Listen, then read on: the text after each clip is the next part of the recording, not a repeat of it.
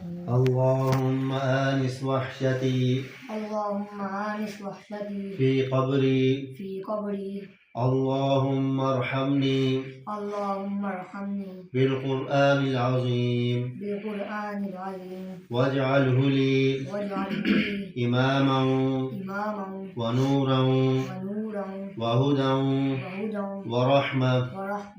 اللهم ذكرني منه ما نسيت وعلمني منه ما جهلت وارزقني تلاوته آناء الليل وآناء النهار واجعله لي حجة يا رب العالمين. آمين.